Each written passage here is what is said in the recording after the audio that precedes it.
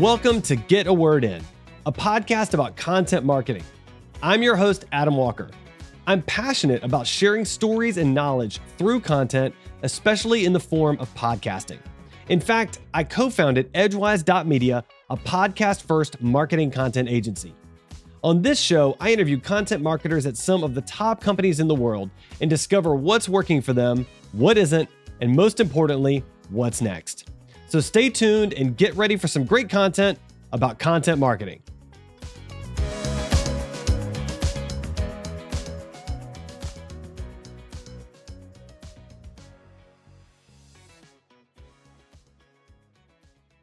My guest on the show today is Lucia Novara. Lucia is the head of content for Enchanting Travels. Lucia, welcome to the show. Hi, thanks so much, Adam. I'm excited to have you. Why don't you give us the quick flyover of who you are and what you're about, what your days look like?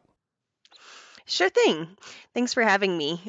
So I think like a lot of content marketers, I started in journalism, and I definitely say that my trade is in writing. But then, the press kind of crumbled as an institution. So I had to figure something else out, and thankfully content marketing came along. I, started as a copywriter at a digital marketing agency, and at first it was really SEO based.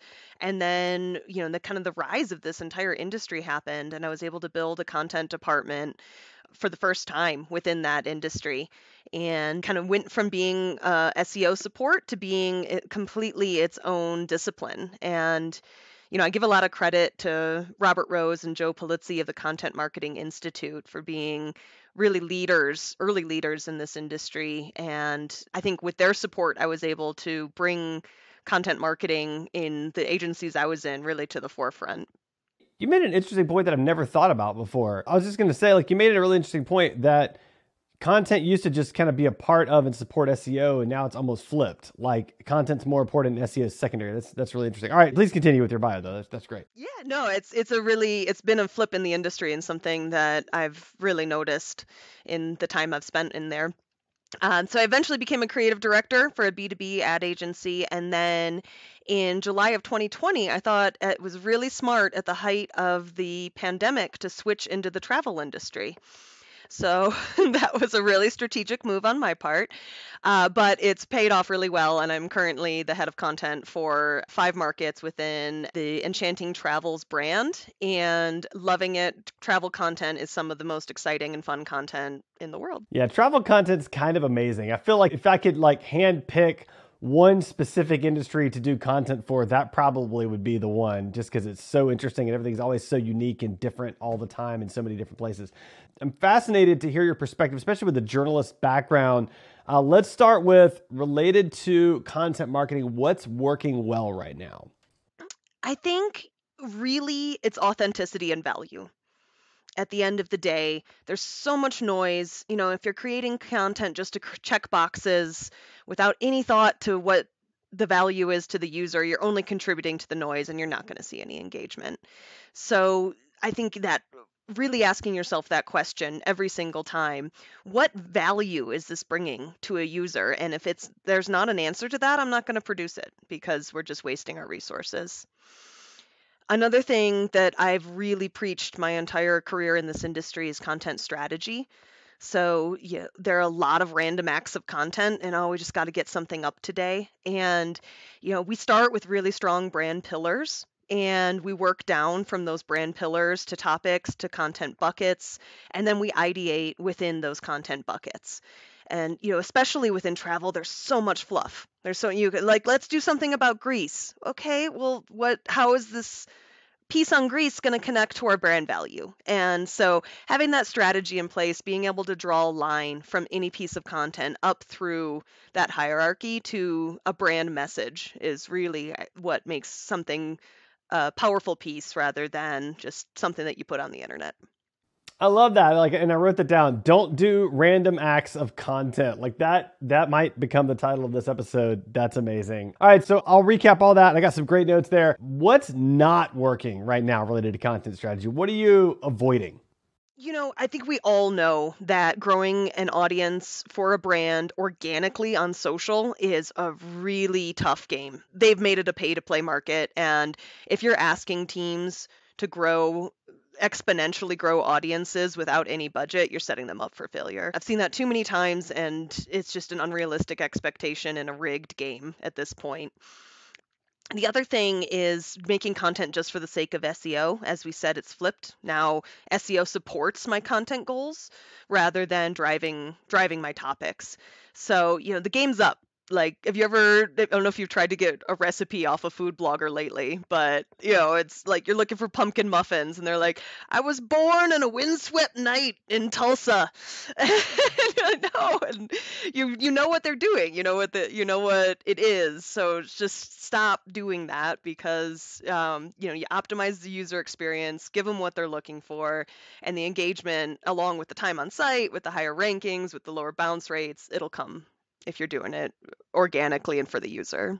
I've talked about that on this show before. Like, getting recipes is the worst user experience of any content anywhere on the internet. It's so insane. Like, I think for any enterprising entrepreneur, there is a huge market for like simplerecipes.com, like very short, very to the point, very simple recipes. Just go create an app for that avoids all the fluff and you'll get tons of traffic, because I'm so tired of all the SEO optimized recipes. It's ridiculous.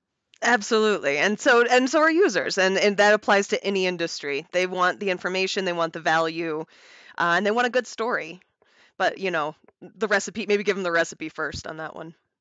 That's the thing to me, is like, I'm okay with the backstory of the cold night in Oklahoma, but give me the recipe first at the very top. I don't want to scroll, and I definitely do not want to click through multiple pages of your website so you can run ads to me to get to each step. Like, that is the worst. I will never come back. Don't ever do that. It's terrible. So there you go. All right, you just hit on one of my soapboxes there. All right, so that's what's not working. What marketing channel are you like seeing traction on, excited about, working within, focused on?